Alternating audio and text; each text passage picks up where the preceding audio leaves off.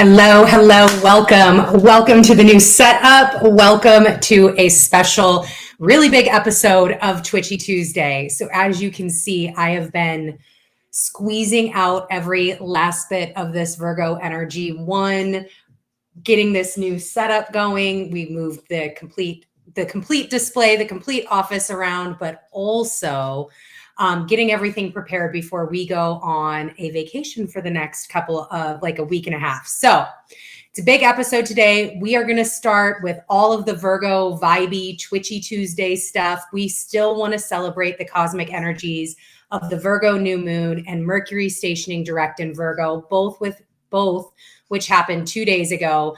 And then we're going to transition to, of course, Libra season. That is right. Next week, we enter into Mabon, and it is the autumn equinox. It is time to celebrate. It is time to transition. Although for myself, I know you can't tell because I don't have the sleeves on, but I still have my blanket. I'm still feeling all of the vibes. Even got the witchy nails done. So we are feeling those vibes.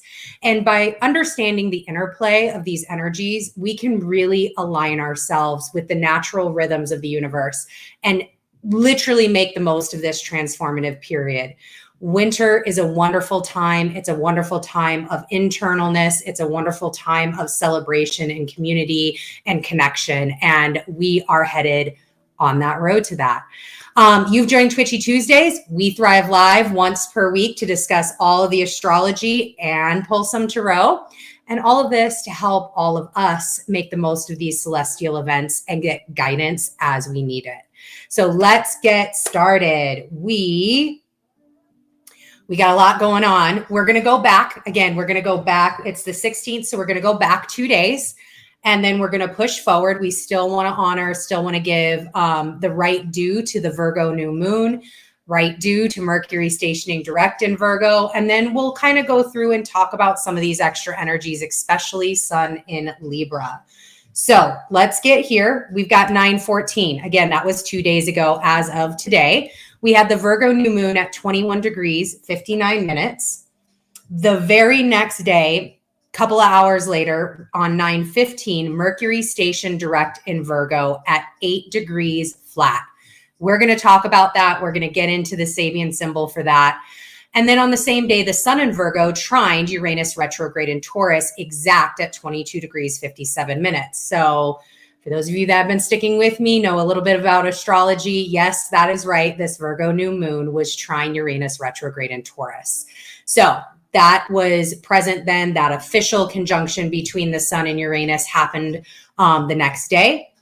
Then on, not today, but tomorrow, 9/17, Venus in Leo squares Jupiter retrograde in Taurus at 15 degrees, 19 minutes.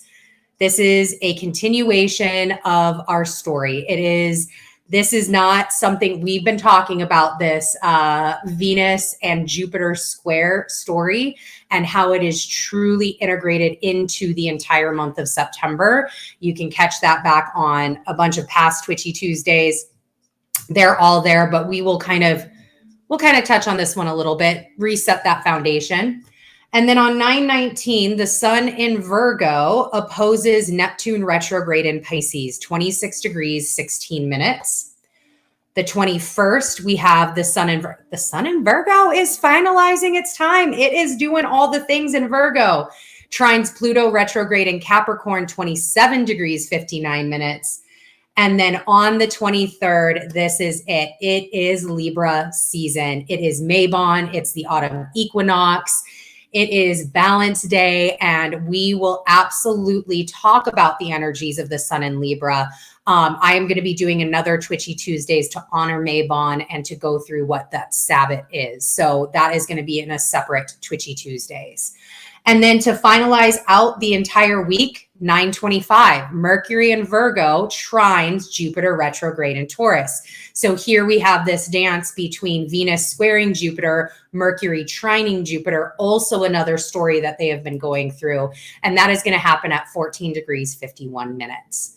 So that takes us through our week. This is the week of astrology. And the reason why we're doing a special on a Saturday and not normally on the Tuesday is because we will be, well, me and my family will be traveling next week. So wanted to get this out so that way we've got there's a lot of change in the air. Fall is in the air again. Got the falls. Wait until you see the new cards. We've got the pumpkins in the background getting ready for this Mabon celebration. So let's talk about the new moon in Virgo. I'm going to go ahead and begin. Oh, this goes over here. I'm going to go ahead and begin to shuffle the deck. Got a new deck as well. New deck for the birthdays last month. It is called, I can't remember the elemental. It's called the Elemental Wisdom Tarot. It's beautiful. I saw another reader. I want to say it might have been on TikTok or on Twitter, asked them what this deck was. And they gave me the name. It's actually was surprisingly hard to find on Amazon. And I had to I found one place that I could order it from, and it took almost a month to get here. So excited for this new deck, excited to see what energies this deck brings.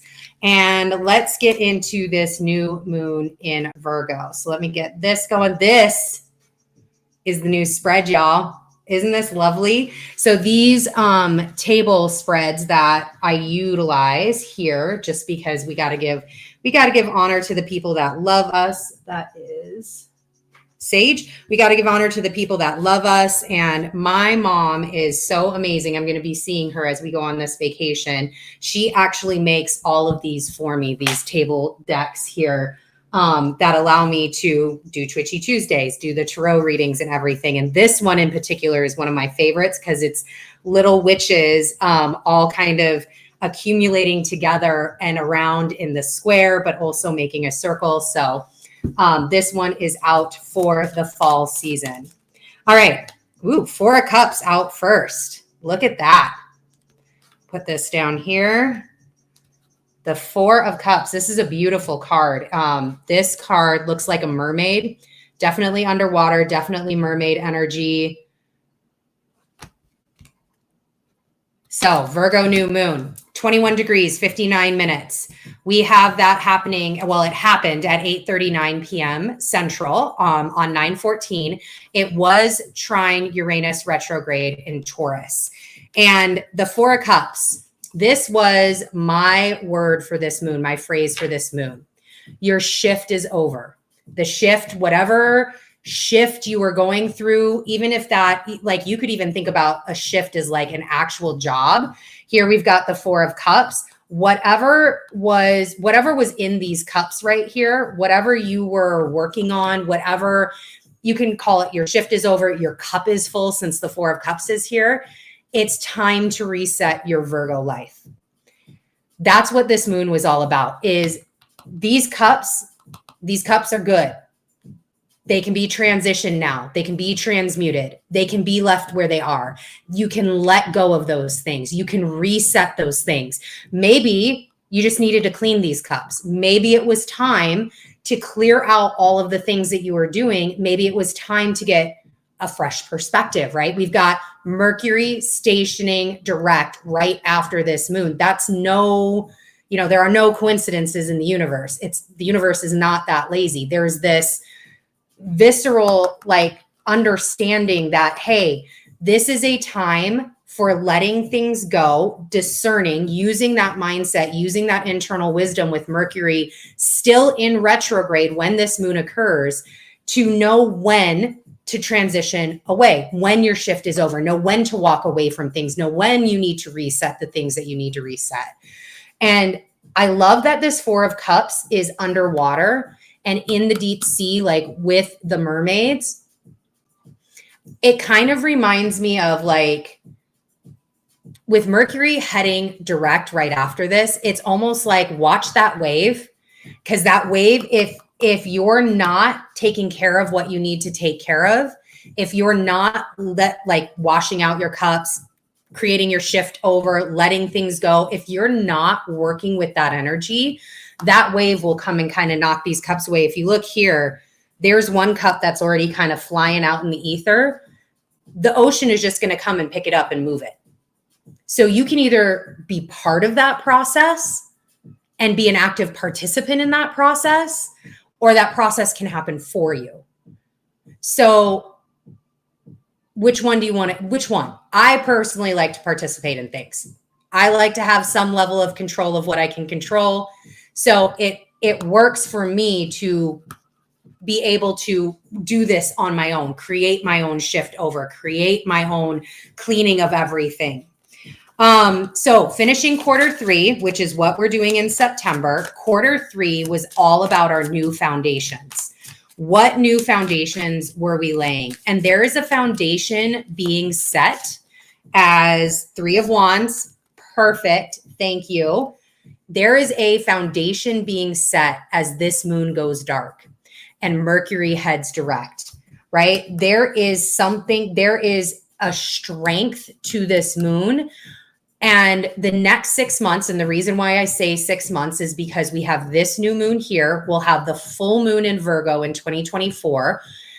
And it's this 6-month time frame where we've set this foundation. We've put our stakes in the ground.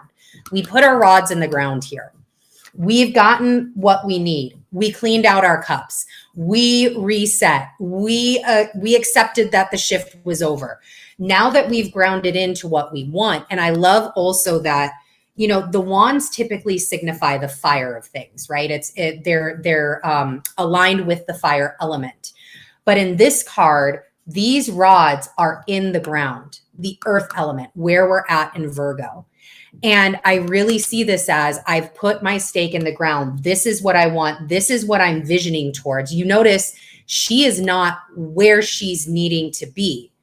She is, let me rephrase that. She is exactly where she needs to be, but she's not at the completion phase yet. She is still on her journey. She's still on this journey of setting those new foundations, getting to that end goal, getting to the end of what she wants to create throughout all of this. And so it's this build on this now new foundation over the next 6 months until we get to the full moon in Virgo to get clarity, figure out what to do, begin to take action. You know, this to me, it gives me the energy of a really like contemplative card. You can see there's a boat here in the background, and I'm hearing this as a couple of different ways. Bye to all my fucks I used to give, right? See you later. There they go. No cares in the world. The shift is over. I reset my Virgo life, right? I'm here. Deuces to all of the junk, deuces to everything I don't need anymore. I'm going to build from this place of power, place of strength, resetting those kind of Virgo areas of my life. I'm going to figure out what to do.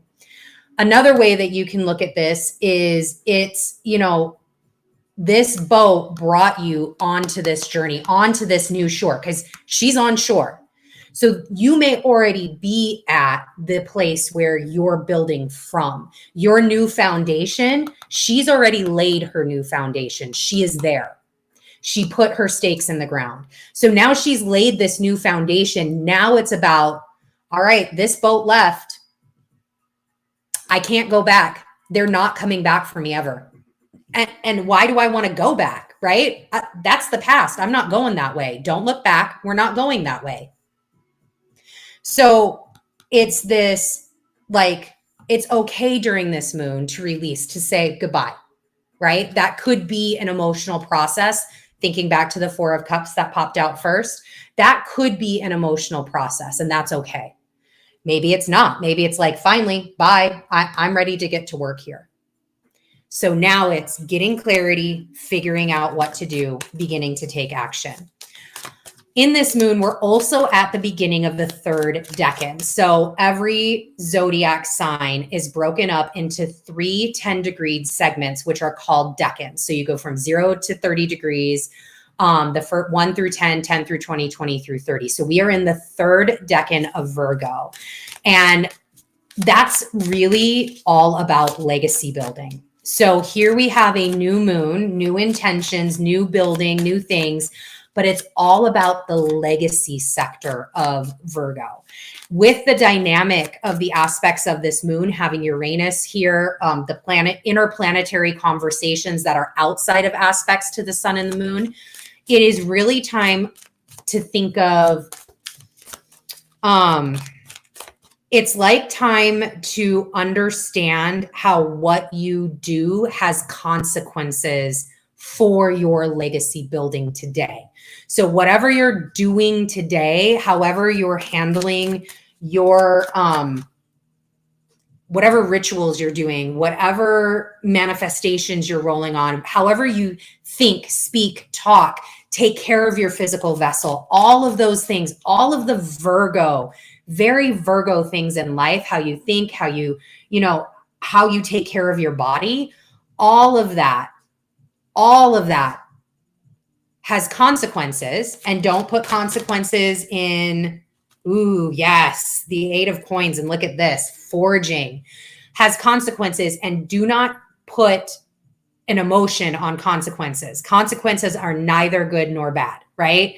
It's just a word. So that consequence could be very beneficial, very fruitful. There's a consequence to getting too close to this fire, but I create something really great out of it, right? I know I could get burned. And that's the same thing here, is the consequences based on the moves that you're doing now will either benefit you with these 8 of Pentacles, or it could burn you. But this card, immediately when this card dropped, I heard the word forging. Like, this card is such a, I cannot stop hearing the word forging. We are forging our legacy at this time. This is what this time is right for. It's why all the things, the universe put all of these things together in this moment at this time. We should be looking at forging our future, forging our fortune, forging our legacy. And I always look at it like a tree, right? You have your legacy, which are your roots, digging your roots into the ground. And then your branches are generation after generation, that generational wealth, that generational movement. And, being able to have additional generations always, in essence, like eat off of what you forged into the ground. So that is the 3rd decan of Virgo. And, its legacy is long-term. Legacy is a long-term mindset. It's long-term thinking. And that's why we do this work. We begin to prep ourselves and go through this energy flow month after month, week after week, aspect after aspect, moon after moon. So that way, when we get to Virgo, which Virgo's strength is not necessarily in long-term thinking, right? Virgo is still at that bottom half. It's still got that kind of me sort of vibe, the I sort of vibe to it. It is about the short, quick wins, like getting your tasks done, doing things that make things better right away. So long-term thinking is something that you need to already have, just like discipline, just like habits. You already need to have in your repertoire. So that way, when Virgo energy hits you, you can still tap into that. And this is where it gets really good, because when that happens, you have that habit, you have that discipline already built for thinking long term. But now Virgo can come in and go, I know exactly what to do in the short term to get you there. That's what we want to continue to be working with. And Virgo is still very earth-based. So this Virgo Pisces axis, which we have been talking a bunch about, we have to always continue to look at, especially during this time. Oh my gosh. Well, if it's not Neptune himself, because that's exactly where I was going. That is fabulous. So Neptune is, Poseidon is here represented with the King of Cups. That Virgo Pisces axis, that is where Neptune is. And guess what? Neptune is also in the 3rd decan of Pisces. So there is a sign, there's a sign opposition here. There's also a sign opposition with Saturn, which is at the 1st decan of Pisces. It's not, close enough to be within a 3-degree orb, but it's still very, very relevant, right? What do we have? On the 19th. So this was the 14th, the new moon. By the 19th, the sun opposes Neptune 26-16. So we're 5 degrees off 5 arc minutes off, or 5 arc minutes, 5 degrees off. So it is, that energy is still there. Neptune still has this influence here. And of course he does, because he wanted to show his face right away with this King of Cups. Neptune, thinking of that long term, being in Pisces, can, especially since he is retrograde here.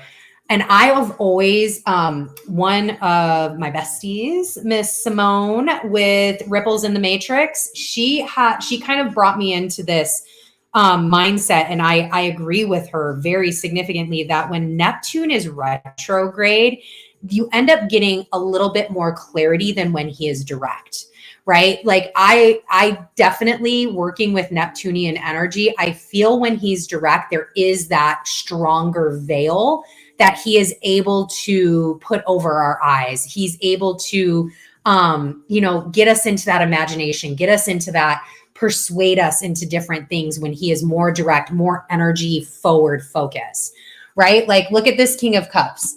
Now, if you read tarot, I personally do not read reversals, but this is that kind of concept. So this is this is Neptune direct in your face. Right? This King of Cups, you ain't saying no to him.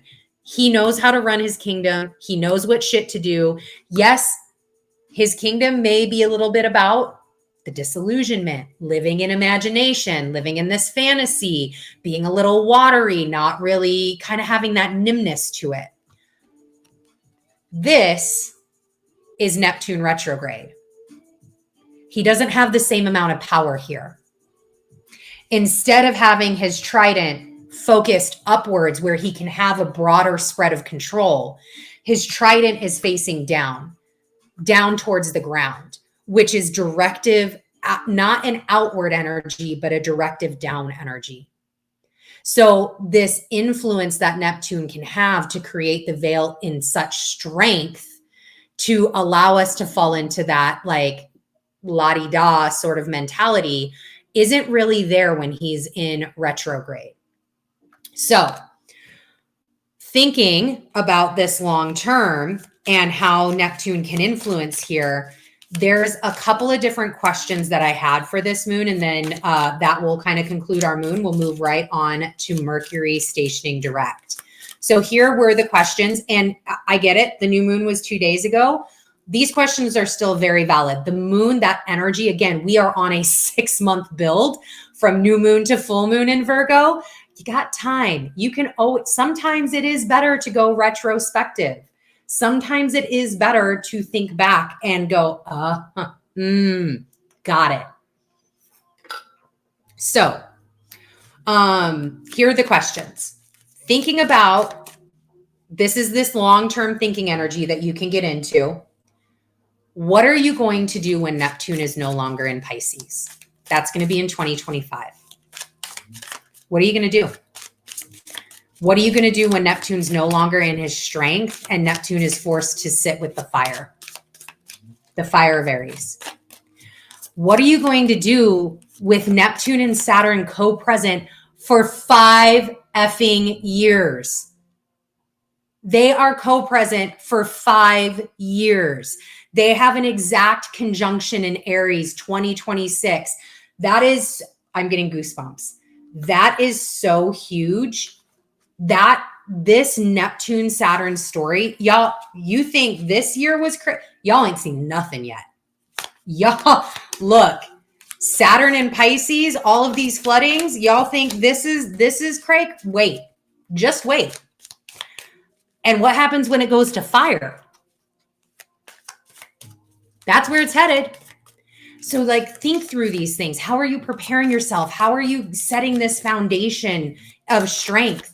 How does all of this tie back to the Virgo areas of your life or the energies of the house where Virgo resides in your natal chart? So as an individual who has very strong Virgo placements, my Virgo is activated often. And as a mercurial individual, that is where Mercury ruled. And I actually have my natal Mercury in Virgo and in the 3rd house. So for me, there's like Virgo is very, very present in my life. For others, Virgo might be an area of your chart that just gets triggered when we have Virgo energy present, like the sun or like a lot of large aspects. So, you know, maybe that's that area of chart for you looking at your natal chart. Let's say it's the third house of communications. How does that show up for you?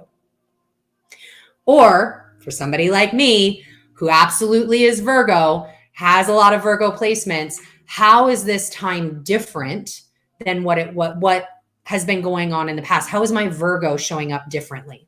How am I showing up differently within my Virgo? And then the last question is, how are you dealing with the tension and fear of your Pisces Virgo placements? What is coming up? We got to acknowledge that tension. We've got to acknowledge the fear. We got to feel it, write it down. You got to write it down, because as you write it, you release it, and then you can feel in your body where it's at. All of this goes together. So there are your 4 questions. We've got the Virgo new moon energy done. Let us transition to Mercury stationing direct at 8 degrees of Virgo. 8 degrees flat. I mean, come on. Mercury, I love you. You're so wonderful. 8 degrees. 8 is the number of the achiever. Oh, let's see what we have. Let's see what just popped out, because I know that one wanted to come out too. All right, we had the Hermit come out, Judgment, Temperance, 9 of Cups, or 9 of Coins, and 10 of Coins. What Mercury? Make yourself known then, Mercury. Look, here's Mercury. This beautiful Hermit energy. This is his retrograde. This is where he was, right? This, to me, the way that these came out is this accumulation of energy points. It's the process, right? So Mercury went retrograde in Virgo. He is in Earth signs. That's why I love that the Hermit is here and not a different card. And the reason why is because the Hermit is grounded in Earth. It's something that is Earth. Even though we're going internal into to the subconscious, into the ethereal energies, into working with our Ori, all of those things, even though that is true, it is based on the fact that you are human on Earth, needing the time to go within. So this is that start of Mercury retrograde.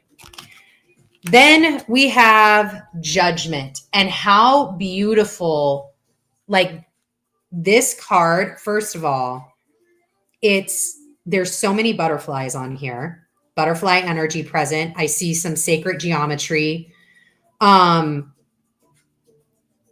It's just ethereal. And here we have the Judgment coming in as Mercury went through his retrograde, started having aspects, started meeting up. I actually see this as his Cazimi when he met up with the sun, right? This is a beautiful depiction of that. Look, the sun right behind it, where Mercury's right here. The angel giver, the guardian of the crossroads, the guardian of the gates, and Eshu, Baba Eshu. So here Mercury is in his Cazimi, where Judgment came, right? What did you learn that halfway through? What clarity we talked about this in a past Twitchy Tuesday. What clarity came forward for you? What things did you decide to do? Where are you at now? Because now that's where Temperance is coming in. So, okay, cool. We had this Cazimi, we had this moment of Judgment, we had this aha, we had these things that we started to want to do. And Temperance was here going, okay, yep, we're still retrograde though. So I love that half of this card is the ether, the other half is Earth. And this is the perfect blend of Mercury working his way towards his station direct. Because Mercury now has to figure out a way to take what he got in the ether, to take what he got during that moment of Judgment, to take what he got internally when he became the Hermit, take what he got from the sun, the messages, all of these things, and begin to bridge it into the Earth. Temper it. Look, we could have wanted to do Mercury, Kazemi, boom, I want to do it right away. Hold on. Hold up. We are still in Mercury retrograde. Maybe don't sign that 500-page contract until your lawyer looks at it, right? So it was tempering this need to immediately ground it back in earth, but allowing the process to really happen. Because now that he's stationed direct, station direct, we got this 9 of coins right here. I mean, not only the 9 of coins, but the 10 of coins. So here's what I love about the 9 and 10. And we talk 9 and 10. We've been talking about these two numbers. 9, right? Completion. Things are complete at 9. You've done your due diligence. You've done your job. Basking in the glory. Look, there's the gate. There's the gate with the coin on it. You got it. It is done. It's not finalized yet. There's one more thing that has to happen. Mercury has to station direct, which he did yesterday. Okay, cool.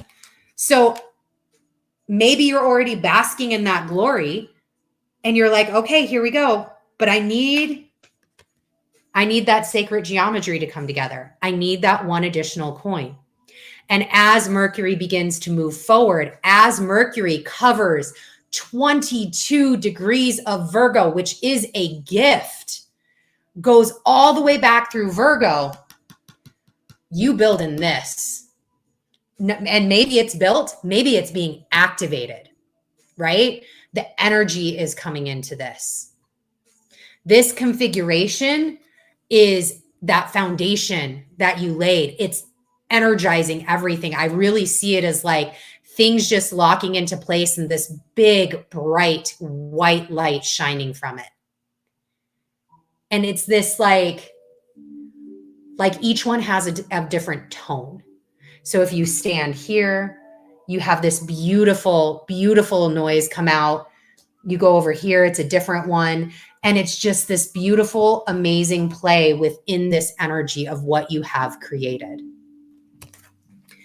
And as we look at this 8, again, 8 is the achiever. Mercury stationed at exactly 8 degrees, the degree of the achiever of this 10 of cups. A drive to succeed. That's that 9 of cups, reaching goals, being very reciprocal, being very balanced, getting shit done. 8 is also the symbol of abundance, success, and spiritual growth. All of that, obviously, with this 10 of cups or 10 of coins is available. It's there. Activate it. Get it going.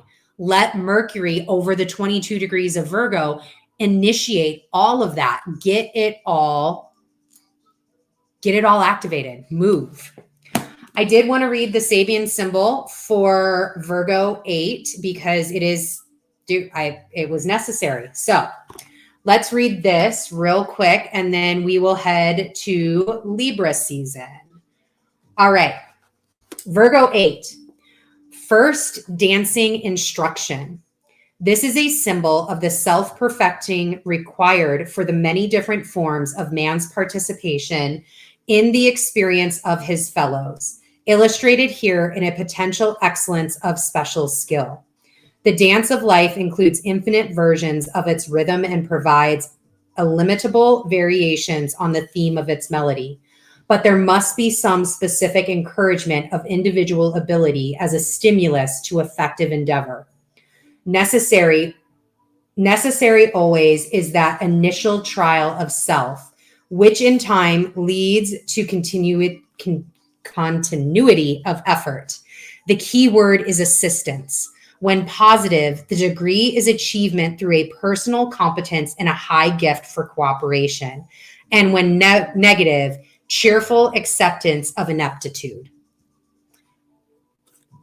No, we're going to stick with the competence and high gift of cooperation versus ineptitude. And I like what it's saying here because, again, this journey, while there's 2 things in here. One, it's about action. And that's ultimately what it's. You actually have to do things. You actually have to do things to become the achiever, this 8 degrees. You actually have to do things to drive to success, to reach your goals, etc.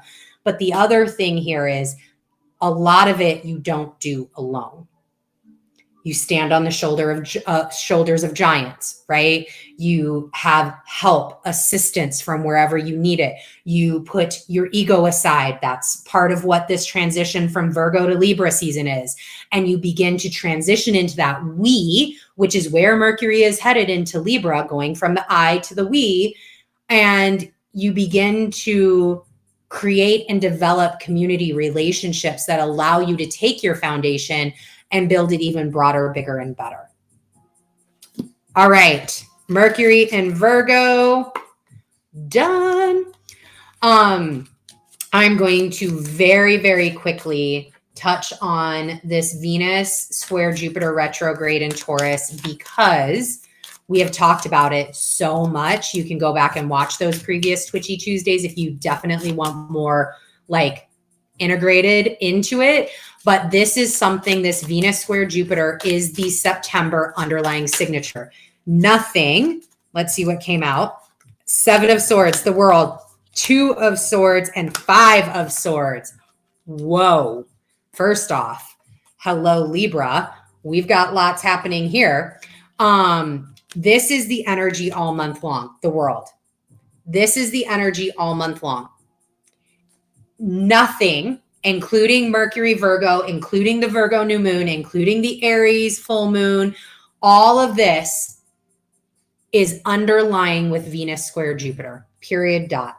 And it's how we're changing our world. It's how the world is evolving. It's how all of this. So I'll just give some words. Watch your indulgence. Watch being overindulgent. Watch being over moderated. Or maybe you need to moderate yourself more. Watch your entitlement. Watch you feel like you deserve things. And, while I'm here, I deserve for all of these things to happen. Watch for self-satisfaction and that kind of like Cheshire cat sort of energy. That be satisfied, be grateful with what you have and how you have the ability to continue to work forward to change the world. Because this is all you need right here. This world, this is all you need. All of this other stuff, this is all. Why do you want to carry 3 cards with all of this energy? First of all, look at all of that. Why do you want to carry all of that when all you need to do is just pack this? That's it. This is all you need. All right, let's head to Libra season. This Libra season is going to be fabulous. It's got first off, I am so excited for October. October is fucking huge.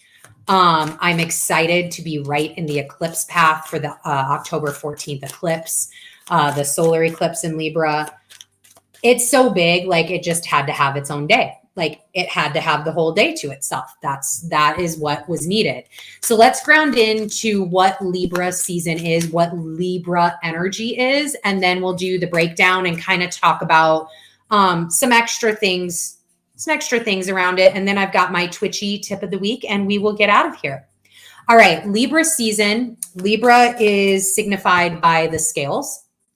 It is a masculine sign that is ruled by Venus. So this is Venus now. She rules Taurus as well, which is a feminine sign. So now this is that masculine energy of Venus. This is that energy where action actually needs to be taken. It is a positive sign. It's a cardinal sign, air sign. So cardinal signs always initiate a new season. That is why it's the autumn equinox. So it's this balance point, perfect balance between light and day before we head towards winter, before we head towards Yule in the northern hemisphere. It is an air sign. Its ruling or domicile planet is Venus. Mars, who is here, who will be going into Scorpio during Libra season. Mars is actually in his detriment, or what is called his exile, in this sign, in the sign of Libra. Saturn is exalted in Libra. Saturn loves to be in Libra. And the sun is in its fall in Libra. So when we get into Libra season, that whole month, the sun is in its fall. The esoteric ruler of Libra is Uranus. So you can kind of gather some of these Uranian themes within Libra when it comes esoterically, when you look at that, you know, broader perspective, the connection to the cosmos, the connection to the galactic center, etc. The access point here is Aries Libra. So you've got this opposition between this very strong Aries I energy and this very Libra energy of the we, of the relationship versus the I and self. In Tarot, Libra aligns with the suit of swords as well as justice, which is the number 11 card. And its phrase is I balance. So that is all about Libra, like those little, okay, this is what Libra is. The breakdown of this Libra season is impressive. So first off, on 9/29, we have the Aries full moon. I'm excited for this full moon. I think this is going to be a powerful, there's something about like the jump off, an initiation point, a breaking open to get us into the month of October with this Aries full moon, this kind of like spark of something to get us prepared and ready for October. Because October 4th, Mercury heads into Libra. So now we will have the Sun, Mercury, and Mars all in Libra as of 10/4. 10/8, Venus heads into Virgo. So she finally gets done with the Leo, heads into Virgo and does her thing in Virgo. We will have on 10/10, of course, it is 10/10. Pluto stationing direct, and that is in the sign of Capricorn. And then on 10/11, whoa, okay, what is this one? Oh, look at that. Libra coming in strong. Queen of Swords present. Just dropped out. She is fierce. She's got fabulous nails too. Yeah, she's super fierce. 10/11, we have Mars going into Scorpio. The 14th will be that Libra solar eclipse. And on the 22nd, Mercury follows Mars heading into Scorpio. And I just totally like started shuffling the deck the wrong way. So let me get this together real quick. There we go. All right. So Libra is a sign of inconsistencies and dualities. It's the scales. It's this balance point. And a lot of times it can be like working with Libra energy yourself, or if you have planets and points here, I am a Libra moon. So there is inconsistency and duality here. And what that can look like is, you know, Libra energy loves people, hates to be in a crowd, like craves having people around them, craves the interaction of people, craves being extroverted, absolutely will pass on everything that you try to get them to do, that they say that they want to be with people because they don't want to be in a crowd. Inconsistencies and dualities. Libra, incredibly intelligent, yet gullible in some ways. And here is the matching King of Swords, just flew out, almost actually flew off the desk. So intelligent, yet gullible, doesn't want conflict, but literally wants to be at the center of every single conflict that they can be, wants to listen to you and is quite frankly, great listener, but wants to also hoard the conversation. They want balance, yet they want to tip the scales. They want harmony, yet they want to overindulge. So it is this, you know, whether you have somebody in your life with very strong Libra placements, or you want to know kind of how Libra energy can work within you, or why you see during this season that you get some of these inconsistencies and dualities, that's why.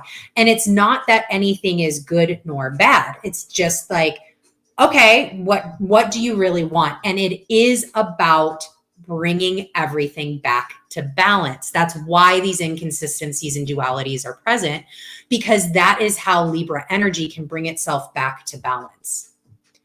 So it is the golden scales of justice They are wonderful at diplomacy. They're wonderful at looking at the entire situation and being able to pull, again, great listeners, right? Being able to pull all of the different parties together and making it ground into something that can come out for the good of all. They're great at justice, very clear on what is right and what is wrong. But for anybody that's ever done experimentation or has ever played with scales or anything like that, even just think about yourself, like when you're trying to lose weight or you're weighing yourself often, bringing everything back to balance takes time. It takes logic and it takes concentration. So even if, let's just say you had a perfectly balanced scale, but you need to put something on this scale. So you begin to split apart the thing that you want and put it on each side because your goal is to keep it consistent. No matter what, when that happens, it's going to do this until it finds its equilibrium back again. You may put stuff on this side, which then this goes up. So now you got to put this stuff on this side. You got to measure it out. You got to figure it out. All of that takes time, logic, and concentration to be balanced.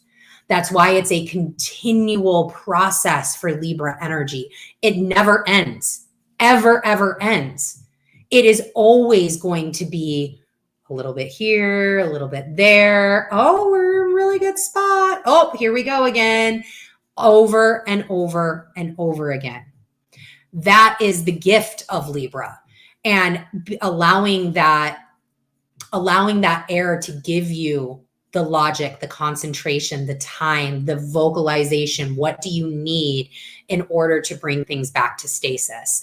Because Libra is all about creating harmony. They are seeking harmony all the time. Even if they are at the center of conflict, they're at the center of conflict because they want to put the conflict to rights, because they know they're good at it. They know that they've got that diplomacy, that justice mindset that can balance everything out. Libras are also the purifiers of the body, the purifiers of the consciousness. They support seeking harmony and purification of all things. And that is what makes them phenomenal, like healers, phenomenal yoga teachers, Reiki masters, those sorts of things. Anything that brings the body, specifically in the body, Libra rules the kidneys, the adrenal glands, and the lower back. Things that purify the inside of your body, bring your body back to stasis, back to balance, back to harmony. Anything that works with bringing the body back to harmony, purifying it, bringing your mental and your emotional state specifically back to purification, back to harmony, back to stasis, back to balance. So, it's a really great time for you as well. If, let's say, again, you don't have very strong Libra placements, but Libra season is a great time to bring yourself back into that harmony. We are transitioning to fall in the Northern Hemisphere. What always happens at this time? Always, always, always. People start getting sick during that transition. Allergies are very present. You could get a cold. The flu comes around. All of these things are because your body is working itself into the dark places, into the stasis of, fuck, winter's coming. Your body knows it. Regardless if you want to admit it or not, your body is cyclical, and it does it without even you needing to be conscious for it. Your body just naturally knows, I need to start getting prepared for winter. I need to start adjusting the things. Now, that has gotten extremely hard. Again, we're back to these balance and scales. That's gotten extremely hard in today's day and age when you have things available 24/7, when you're not eating and moving with the cycles of nature, right? It's why, I try to be conscious when I get into the fall and winter time frame to start integrating more soups, more bone broth, more things that align with this framing of this energy, this cycle of the year. So that way my body can get back to stasis. Because when it's sick, when there's dis-ease in the body, there's something off with the harmony of it, whether that's body, mental, emotional, doesn't matter. There's something going on. So that is all kind of part of this process of Libra season. And Libras themselves, like if you have a Libra in your life, I thankfully have an amazing Libra in my life, a Libra sun, with Simone, like, and anybody else that you know that's a Libra sun, very pleasing to look at. They tend to be very symmetrical and balanced in their features. They don't really have a lot of like angles. They're not angular, like, you know, it's very symmetrical, very round, very curvy, very curly, very like just kind of this pleasing aura around them. And Libra also, last thing about Libra is they own and rule the 7th house. The 7th house is the house of relationships or partnerships or partnerships. It's also the start to the top of the zodiac wheel. So when we talk about the zodiac wheel, we always start with Aries and just a normal all 12. The zodiac wheel starts with Aries, then goes around counterclockwise and up and over. And when we get to Libra is when we begin to start to transverse the top half of the zodiac wheel.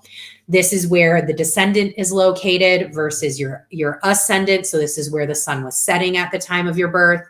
And it's the separation or balance point between the 3D and the 5D, the earth-based energies, the higher consciousness energies.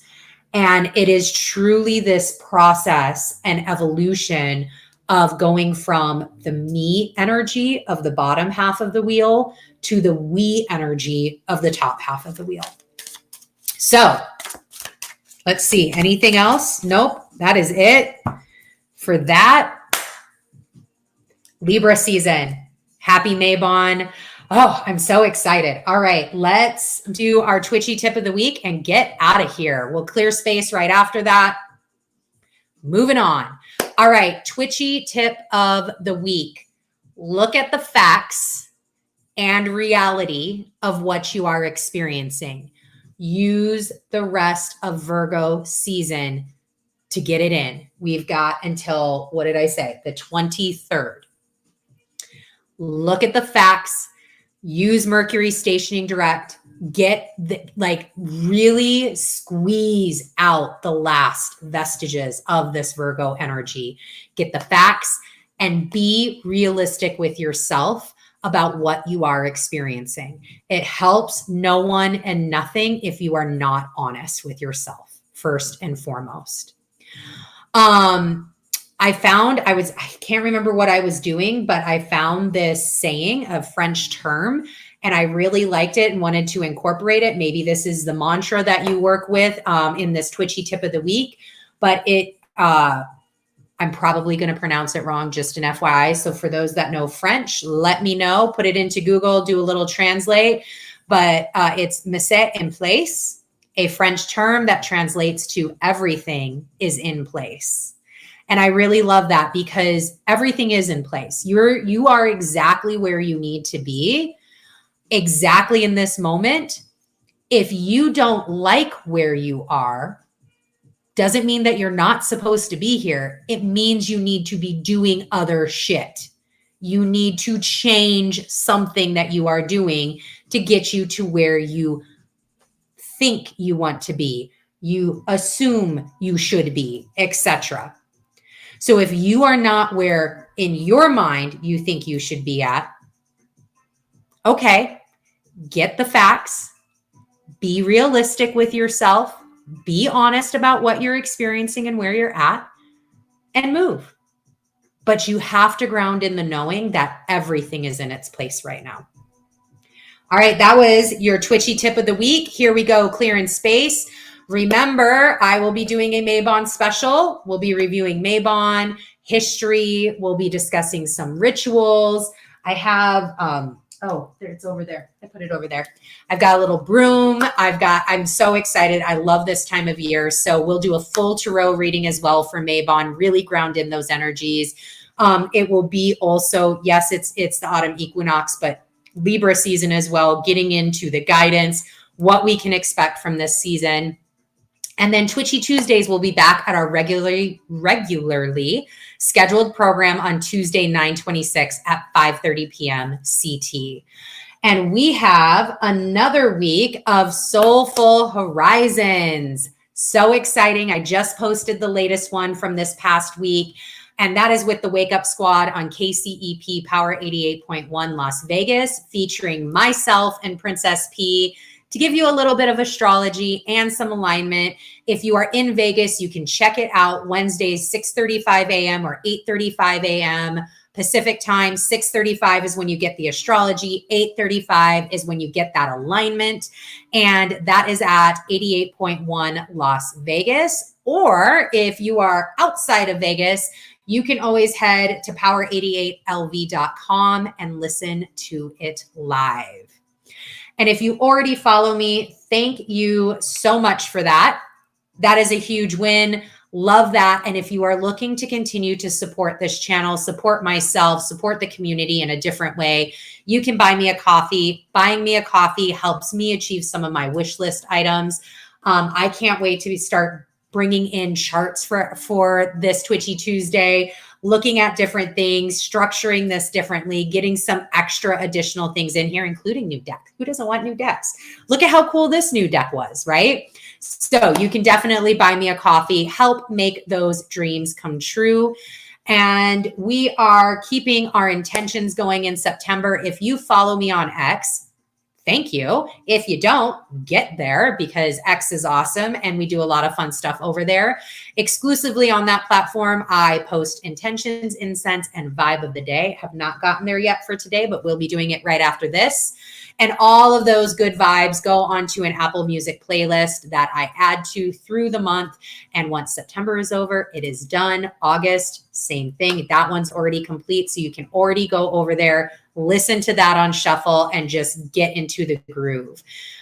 You can get to that via the link on any of my platforms in the profile, or you can head to Apple Music, hit the search bar, type in Habitual Sages, all one word, and it will get you there. Follow along. All right, everyone. Thank you so much. Enjoy the rest of your day.